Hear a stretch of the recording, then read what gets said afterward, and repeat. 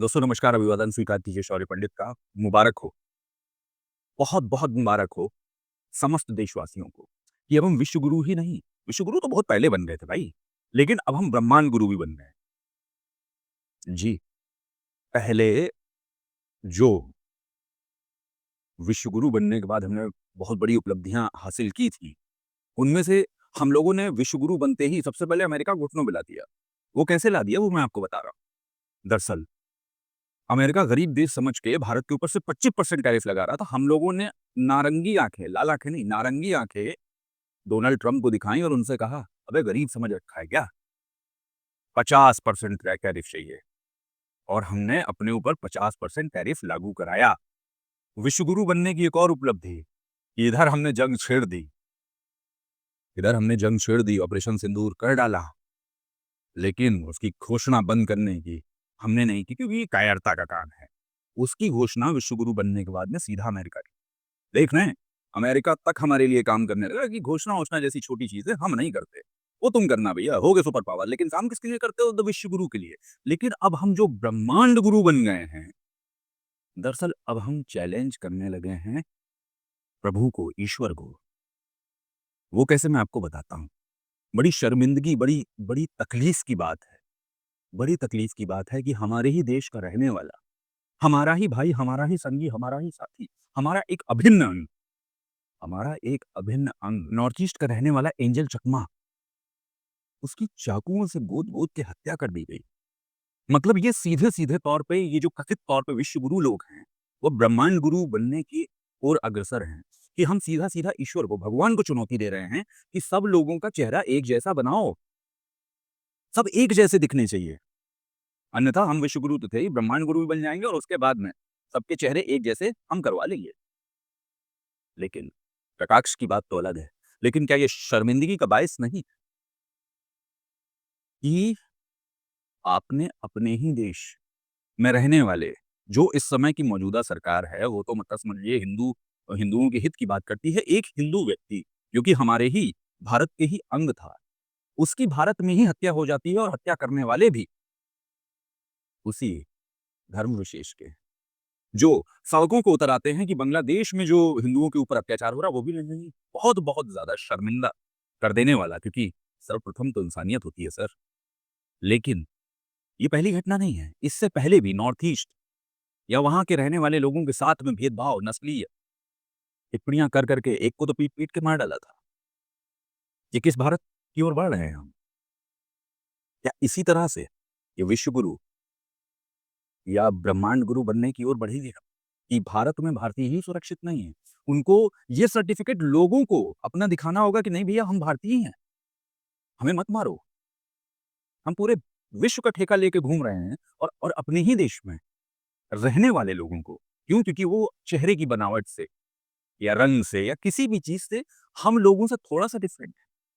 इस वजह से हम उनके ऊपर टिप्पणियाँ करेंगे और तब तक टिप्पणियाँ करेंगे जब तक कि वो डिफेंसिव मोड में ना आ जाएँ। और जब वो डिफेंसिव मोड में आ जाएँगे तो या तो पीट-पीट के या चाकुओं से गोद के हत्या कर देंगे। पर ये कौन-सा भारत है? कौन-सा भारत है ये? कहीं पर जाति की लड़ाई, कहीं पर धर्म की लड़ाई, कहीं पर भाषा की लड़ाई, कहीं पर सुप्रीमेसी की लड़ाई। इस तरह का भारत बना दिया है आपने। ये वो भारत है जहाँ पे सभी धर्म, सभी जाति, सभी संप्रदाय, सभी भाषा, ये मतलब विभिन्नता में भी एक चीज़ हम लोगों को एक साथ बाँध के रखती थी, वो थी हमारी भारतीयता। अब हमसे अब हमसे हमारे भारतीय होने का प्रूफ़ भी समाज के कुछ असामाजिक तत्व माँगने लगे हैं। अद्भुत है। अद्भुत भारत, इनक्रेडिबल इंडिया, सच में इनक्रेडिबल इंडिया हम बनाते चले जा रहे हैं। प्रश्न है, प्रश्न उठता है और प्रश्न सबको उठाना चाहिए। ज़रूरी है, बहुत ज़रूरी है। हमारे लिए, आपके लिए, हम सबके लिए। क्योंकि कल एंजेल चकमा था, कल को हो सकता है, मैं भी हो सकता हूँ, आप भी हो सकते हैं, कोई भी हो सकता है। जब हम भारतीय अपने भारत में ही सुरक्षित नहीं हैं, तो अगर ये टुच्चा-सा, जिसको आज़ादी हमारे हमारे देश ने दिलाई, हमने दिलाई, क्योंकि देश देशवासियों से बनता है। जिसको आज़ादी हमने दिलाई, वो तक हमें आँखें दिखाने लग जाए, क्योंकि अब हमारे पड़ोसी तो कोई देश बचे नहीं। पाकिस्तान हमारा खुला दुश्मन था, चीन हर एक कोई जानता है। अब बांग्लादेश, म्यांमार, इवन मालदीव्स जैसे लोगों ने देशों ने हमारी सेनाएँ वापस करके ये बता दिया कि हम कितने बड़े या वो हमारे कितने बड़े मित्र हैं। और यदि इस तरह के एटमॉस्फियर में अगर भारतीयों के साथ में भारत में यही होता रहा, तो कितने सुखद और कितने दुखद और कितने भयावह परिणाम हो सकते हैं, ये मुझे आपको बताने की आवश्यकता नहीं है। आप सब बुद्धिजीवी हैं, आप सब जानते हैं कि क्या हो सकता है। और इस चीज़ को रोकने के लिए क्या करना चाहिए? मैं आपसे एक अपील के साथ में जा रहा हूँ। इस अपील के साथ में कि कोई भी हो, किसी को उसकी जाति, उसके धर्म, उसकी रूपरेखा, उसकी बनावट, उसकी भाषा के आधार पर अपमानित तो कम से कम ना ही करें। अगर आप उसको सम्मान नहीं दे सकते, तो अपमान देने का भी आपको अधिकार नहीं है। कोशिश करिए कि हर एक कोई एक अच्छा और सच्चा भारतीय बने, ताकि इस देश की अखंडता, संप्रभुता और वैश्विक वर्चस्व कायम रहे, ये हमारी आपकी ज़िम्मेदारी है। क्योंकि जो हमको इस चीज़ पर लड़ाते, उलझाते और डराते हैं, वो तो अपनी एक्स, वाई, ज़ी सिक्योरिटी में रहते ही हैं।